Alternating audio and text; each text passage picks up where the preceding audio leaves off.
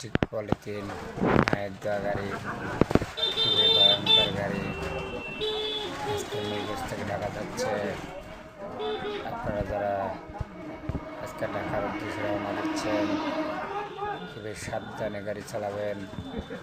দেখেন মায়ের দেওয়া গাড়ি, প্লাস্টিক পলিথিন কিচ্ছু দেখতে না, সব দিয়ে চলে যাবে ঢাকা।